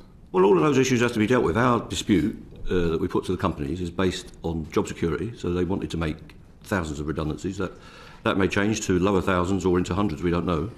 That's Network Rail and the TOCs. We have got an issue about what they're calling modernisation, and there are some aspects of modernisation, development of the railway and development of working conditions and terms and conditions and contractual elements. But we're a long way on pay. I mean, the inflation rate that we use for this year is currently in excess of 14%, and that's the one that the railway use. The previous offer we had is 4%. The cumulative inflation for 22 and 23 will be in excess of 20%. We've been offered on the TOCs 8% for those 2 years, so it's less than half, and we've been offered 9% by the Network Rail, which is less than half again. But let's not forget, we haven't had a pay rise in many of these companies for 3 and 4 years. So we are having our wages reduced, spending power at the supermarket and with the energy companies and everything else, year on year on year, and every week that passes it gets worse. They're also seeking such drastic changes, such as the elimination of ticket offices in Britain. There will be no, under their current proposals, which are sponsored and put forward by the Department for Transport, there will be no ticket offices. And the last version of the offer that we had from the TOCs, there will be no guards either. So these are very stark choices. Plus they want to dilute all of our contractual terms and conditions virtually. So it's a very strong challenge for us. And even if a revised package comes forward on that basis, which includes elements as far as the government wants to be addressed, and this is completely directed by the government in every element, I don't know if any of our members will go anywhere near accepting those proposals. They are such profound changes that they'll be very difficult for any union to accept. And one of the previous times I was here, we had the P&O chairman and said, no, he said to us, he said this committee, no union in its right mind would accept what I want to propose, or would have proposed, and we're in similar territory. This is to what Mr Lynch said a few moments ago around initially around reduction of funding to the railways. You just suggested around 2 million. NAO figures show that the amount of government funding to the railways has actually doubled since 2015-16 to 2019-20. So where do you get your figures from? I get it from the employers. They told me they've been asked to reduce their costs by 2 billion. I get it from the London Mayor when I go and meet him and the Commissioner for London Transport. Says I've been told to reduce my budget by 2 billion. That's what the savings are for. You've increased the funding. It doesn't go to our people. It goes to these private sector operators and to Network Rail. We don't get all the money. The pay bill in the railway industry is quite modest. The staffing is at low levels. That the government are putting more money into the government is putting money into it. They'll probably all have to put money into it. I would ask why they put money into the railway and allow rolling stock companies and train operating companies and Network Rail subcontractors to extract billions of pounds of profit since the 90s straight into people's pockets in through dividends. So you'll do the same with health and all the rest of it eventually when you get the opportunity. So you'll fund them, but you'll shovel it into the private sector. That's what you've been doing. They take profits. They made profit every day during the pandemic, and they've made profit on every day of these strikes. They get protected against the loss of revenue, and they've not been affected, bottom line. 2 of the companies are subject to speculators' takeovers, and one of them has been taken over during this dispute. There's loads of money in the railway. It's being made by private sector operators. You know, there's pressure from government and others to come up with more driver-only operations. So I'm a little bit surprised that it was a surprise, if you see what I mean. But I understand what you're saying, it doesn't seem to have been specifically looked at. Can I just ask one question on DOO? Is it something that you just don't see as being feasible at all, or is it the fact that you're worried about the fact that it's being pushed too comprehensive? I noticed from some of the submissions that you talk about the cases where combining DOO with a particular station puts all sorts of vulnerability risks because of the two. Are there spaces where you would see that driver-only operation is still practical, though? Or is it just a no complete? I'm just trying to understand whether it's a partial stop or a full stop. Who you ask? Because Frank doesn't have guards in his... We will not accept driver-only operation in any company without fight. We'll never sign up to accepting DOO. It will never happen while I'm the General Secretary. It will never happen as long as the RNT exists. So it's not very clever in a negotiation, in my opinion. And it is the DFT that have insisted on this, not the executives that are coming in to see you. They'll have to do what they're told, because that's what the contract says. The contracts that these train operators have with the DFT says, one, that the Secretary of State is entirely responsible for their industrial mandate, their negotiating mandate. 2, he has to approve a dispute handling programme. And 3, they will make no communication with the trade unions without his prior approval, including writing a business as usual letter. So if I write to any train operating company, they have to inform the DFT within 3 working days with what the contents of that letter. And that includes phone calls and discussions as well, according to the contract. So nothing happens in this industry without the Secretary of State and the 50 people in the DFT today that are working on this dispute and what they call workforce reforms. 50 people working full-time besides the politicians right now. So they insisted right at the end, and if the executives involved in this industry told you the truth, they will tell you that they knew before they put that on the table it would be rejected. And Mr. Whelan will speak on his behalf, because there's 2 sets of people on these trains. So it's just not very bright to do that. Why would you, if you're seeking a solution to a serious industrial dispute that's high profile, would you wait until a Sunday afternoon at 4 o'clock to put 9 clauses into a document which weren't in the previous version? It's daft. To me, it's sabotage. And they wanted these strikes to go ahead. They knew that going forward with the imposition of change in Network Rail and DOO would provoke a reaction. They got the reaction. They let the strikes go ahead over Christmas. They didn't lift a telephone or lift a finger to get them off. They brought forward stage-managed releases in the last week about minimum service levels, about disruption and all the rest of it, about me and various other people in the industry, all primed through certain press outlets. And the whole thing has been completely stage-managed leading up to Monday's sessions with the trade unions, as far as I can see. So it's a deliberate torpedoing of the talks which could have developed. That's why DOO was in there, not because it would have helped resolve the dispute. Are there any final points you'd like to... The problem I have is I don't understand what the government are trying to do, other than just turn people against the unions. Like, maybe they wanted to do this specifically so they could have additional anti-union legislation pushed through. Maybe this was the end game. Maybe the entire end game was elongate the strikes, first of all, so that they could then use it as an excuse to push anti-union legislation. And then second of all, try and run out the clock so that they can wait until inflation is lower, so that the pay increase isn't justified anymore. Because the previous months of incredibly high inflation would have been pushed out of the data. Just share with us in terms of your current negotiating position with Network Rail. Well, we continue to talk to Network Rail, and it will continue to be a challenge. You're going to hear from Tim Shoveler. I spoke to him yesterday afternoon. We were always talking to these companies to try and work up solutions to the problems that we've jointly got.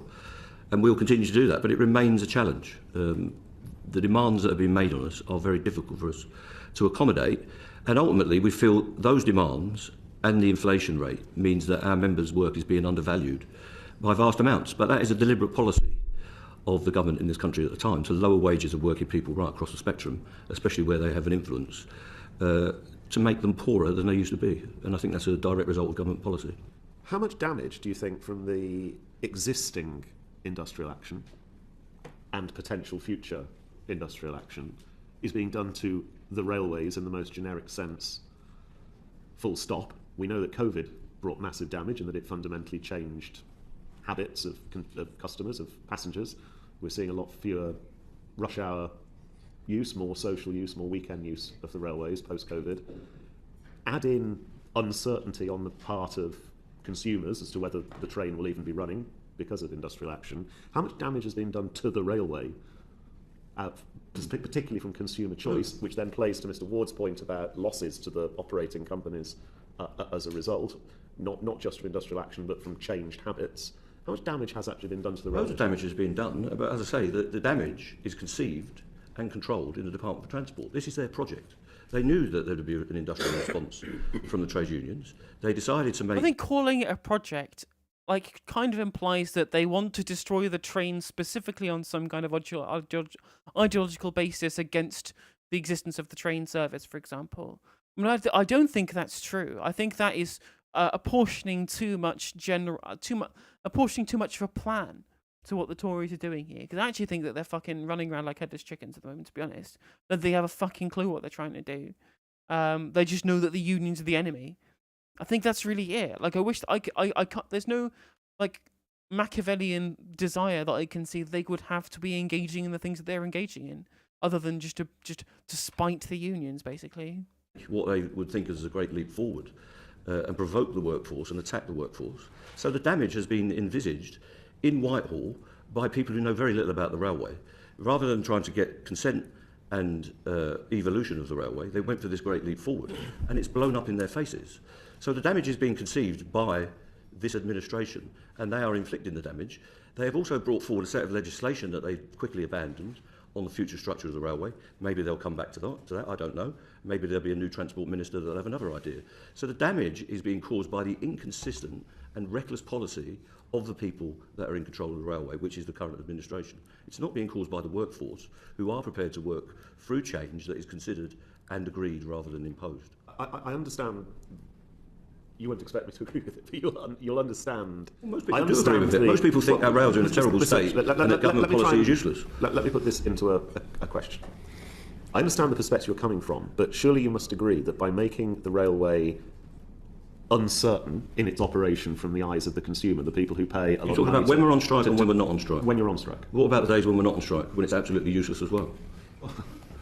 That's a whole other evidence session. No, it's not. So since the timetable change that came a couple of years ago, the whole thing's been a disaster. Is, you must accept that people are being driven away from the railway because of the uncertainty of knowing whether it's running, because whether it's on strike or not, people are going back to their cars, they are going to coaches, they are just not travelling. We've seen the evidence from UK Hospitality that the hospitality sector took an absolute bath in December when they're meant to, because people couldn't get into predominantly London. It's not a question, is it? But I think it's your government. But also, even then, why are you complaining about the damage that lack of rail transport has done to the hospitality sector, right? Why are you complaining about that when it's literally your government that, as we have already discussed in the last 10 minutes of watching this committee meeting, that it's the government that torpedoed the talks by adding additional changes that didn't need to be there and tried to elongate the strikes? Like, they're literally just trying to destroy the economy for no fucking reason. It's fault is my answer when you get there. Driving people away from the railway? No, you are. Your government. Right, okay. A minute ago you suggested that the public are behind you on that. That is not what latest figures show. It shows that public support is waning and that you don't any longer have the support of the public for these strikes. Is that concerning to you? It depends which poll you read. I went on Good Morning Britain the other day where Richard Madeley was on attack mode. They did a poll shortly after that and said there was 75% support for the RMT. So it depends which poll you read of who's winning this. What was expected in the DFT is that we'd have zero support and we'd be back to work with no strikes by the end of June. Once your friends in the Daily Mail and the Telegraph and all these other journals followed me from my house to the station, invaded my children's Facebook pages and all the rest of it, that we would be public enemies number one. We're not. And again, I remember back when Mick Lynch was on with Jonathan Gullis on BBC Politics Live, right, saying, well, I can't have this discussion with a random backbencher who's just read it off a script. And that's literally the case for everyone in the select committee meeting, right? In this parliamentary select committee right now, it's a bunch of Conservatives who have no idea how the railway works, who've just been given a bunch of lines for them to say. They're not looking into the industry, they're not looking into how any of this shit works, and are just trying to catch Mick Lynch out, and he's not having any of it, and he's someone who lives and breathes the railway, and so it's very easy for him to be able to destroy them. asking to earn enough money to pay bills and eat while not increasing the risk of injury to the public is not a huge demand. Well, exactly. Especially considering the amount of profits being taken out of the industry by the railway companies. I'm a more popular person than many of the politicians in this room, unfortunately, for the public. But the fact is that we have got a lot of support. It's difficult to get support during industrial disputes. But if you ask the public, do they sympathise with people getting a decent pay rise? Do they sympathise with the protection of contracts of employment and conditions? They will say yes. It's difficult to keep that support going fully during intense industrial action, but there is broad support for all the people that are involved in disputes at this time, and there's very little for the support for the people that are opposing those disputes and trying to make people poorer. Are you concerned about the increasing number of your members who are now turning out during strike days and turning up to work? Well, we don't have those. We don't have reports. That's what we would call propaganda. That we've been told that. No, those are actual figures. So figures from who? Figures from Network Rail, figures that are showing that increasing number of members of your unions now figures from Network are Rail. Actually turning up to work. How do they know they're members of our union? Well, I mean, that's a protected characteristic. There are more people. That's a who protected are characteristic. Up to work but how do they know they're members of our union? There were previously. But how do they know they're members? It's a pure fact. One union is settled. Sorry. One union is settled. There are 43,000 people work for Network Rail. 21,000 of them are members of my union. Mm-hmm. So there would be more people at work than not on any strike day. So it isn't concerning to you then that more are... We don't have those reports. I get reports from picket lines all over the country that they are well attended and that the action we take is having the same effect as it did on day one. They will put non-qualified people into signal boxes to break strikes, and they'll have safety incidents, which they have every time they have a strike, when managers break the rules and break their competency basis. But it's the unions that are endangering safety. It's the attempt to break strikes that imports more danger than anything else.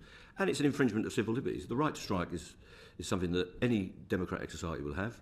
If they want to run the signalling system on Network Rail during a dispute in the way that they will, they'll have to get all the signallers to work, and they will command them and conscript them to work. If they were doing that in Putin's Russia or in Iran or China, they would rightly be condemned. Conscripting workers to go to work against their will is an outrage, and that's what this legislation will bring forward, that either we will name them, or the companies will name them, or even the Secretary of State may name individuals that have to go to work on strike days. How that is democratic and free in a free society, I don't understand, and we'll have to challenge it in every way that we can, and it'll have to be repealed as soon as there's a change in government. Do you feel they're blocking the deal, and what are the motives? Yeah, I think they have dictated what the companies say. I don't think they can even deny that. It's there in law. It's in the contract. So, but they've got themselves stuck. I found the clip from the Select Committee for the actual transport sector, admitting that the government had indemnified them during the strikes. As well as everybody else. Can you put a figure on how much the government will have to reimburse you for losses on strike days? We don't receive any payment for losses on strike days. But you are indemnified, aren't you, for the cost of the strike by the government? So government have a revenue with them and have costs with them. Yeah. So the operator, as in each of the train operating companies, does not own the cost or the revenue. So what is that figure? Do you know what that figure is? The loss of revenue on the day, it varies. I don't have the exact figure for you. But the total, you have no idea of what the total is? I've got a very kind of headline figure. I couldn't give you an exact figure. I think one of the unions wrote to us suggesting it was 318 million so far. Over all the strike days, that number will be quite high. Yeah, it'll be in that region, 300 to 500 we would. That's quite a sizable amount of money that might have gone to help resolve this dispute in terms of offering the workers a better deal, isn't it? I mean, lost revenue isn't the same as increased costs, obviously. So, and it's a tragedy to lose the revenue, but of course that's money that hasn't come into the industry, whereas obviously the increase But the money that the taxpayer is having to fork out because of the government's failure to reach a deal with the unions is money that could have been put into that offer and resolved this dispute months ago. As I say, I think we have to come back to the situation of where we started. And there you go. How do we make the real... Just like completely straight up admitted there, in the the money was there. The government have explicitly intervened both by trying to change the agreements between the unions and the railway operating companies, and also by indemnifying the operating companies to ensure that the strikes were not being done in good. The strike negotiations were not being done in good faith. But only one party of this had anything to lose in the negotiations. They thought that the public would hate the trade unions. They thought this would all go away in June. And instead, the reverse has happened, that more unions have joined into campaigns against poverty. and where this is a campaign to drive poverty into our communities, I believe. So last week, and in the run-up to Christmas, I think the whole thing has been choreographed and stage managed so that the action went ahead, so that these announcements could be made according to a timetable, starting with Mr Sunak on Tuesday, I think, and then the announcements of these draconian anti-trade union laws this week, and ending with the choreographed sessions on Monday. So the whole thing has been pre-arranged. It's almost as if there's been some kind of stage director running this dispute. That's why we couldn't make any progress before Christmas, even though I know the companies wanted to. They wanted to come to us with developed proposals, and they were not allowed to by the Department for Transport. And if anyone says that's not the case, they are not telling you the truth. And I'll put that on the record. They have stopped the development of proposals deliberately at every stage in this dispute. And every time we make a suggestion, they have to go and ask the DFT, the 50 people that are working on this, whether they can make a change to the text or indeed the principles of the proposals. You said previously to the committee that Scottish government or Scottish politicians essentially, it's your impression that they want to resolve the issue, and obviously since then issues have been resolved, but politicians down here want to exacerbate the issue. I wonder if you can maybe elaborate on that with any sort of specifics regard to some of the issues at play, whether it's driver-only operation or whether it's Sunday working practices or no compulsory redundancies, etc. What's your take on a different approach? And that obviously applies to Wales and what have you as well. Yeah, and I think it's true in the devolved authorities in Merseyside and those other areas as well, and London. They do want to find solutions, and I think what we get from the DFT is provocations in language, and also what is put into the documents. But you can also see it the way that they run the railway. When there's a Network Rail strike, they shut Scotland, and they shut large parts of Wales, and they choose to run the parts that connect to England. It's quite cynical in my view, the way they work it. And I know, because I've met the Scottish transport ministers, and we engage with senior people in transport portfolio, I think it's called in the Welsh government, that they are seething about the way they're treated. They don't get an input into what is a GB-wide infrastructure that we all need to connect up our communities and our economies, and they get no say whatsoever from the DFT. It's not a partnership arrangement between the transport ministers or portfolio holders. And we know that the northern mayors are absolutely seething about the transport services they get on non-strike days and strike days. And it seems to me that there is almost a Stalinist obsession, can I say it, in the DFT about central control. And you can see that in the contracts. British Rail would never have tolerated the amount of interference from the Secretary of State. The chairman of British Rail would have been told to get on with running that business and be accountable to bodies like this, and the Minister, of course, and to Parliament, but on a report-back basis, not an interference basis. The DFT is not allowing the Scottish and Welsh authorities to have any influence on this dispute, even though they are completely affected by it. They decided to defund the railway by £2 billion, plus £2 billion in London Transport, and we've got loads of problems over there that have been slightly hidden by the national dispute, but the defunding of the railway system in general is at the bottom of this, and there's an attempt to defund a lot of services, I believe, and that's what is at the heart of all of the public sector disputes at the moment, that they're not funded properly and people aren't paid properly. People are getting poorer every week. But that is a deliberate policy to transfer wealth, I believe, from working people to people who've got money already. And I also think that in the case of other public sectors that aren't as privatised as the railway network is, it's an explicit belief to try and cut people's wages, to force them into the private sector, to allow the private sector to compete on a wage-for-wage basis with the public sector. Because obviously if their paymasters in the private sector are having to pay higher wages to compete to get staff in competition with the public sector, then they're not going to be happy. Obviously, their donors are going to be much happier if they can pay their workers less because there's no public sector competing with them. Already. It's all part of a game that's being played in front of us, and this is how it plays out in detail. That's their motivation. Well, I'm sorry guys, but my heart's really not in it today. I'm just super fucking tired. I was going to try and get a segment out of this one today, but I just don't have much to talk about or to say and don't have any energy. I don't know where it's all fucking gone. So sorry about that. I wish I could be a better streamer, but unfortunately I'm crap. So I'm going to raid out. Where am I going to go? Send you off to somewhere nice. Someone a little bit more engaging than me today.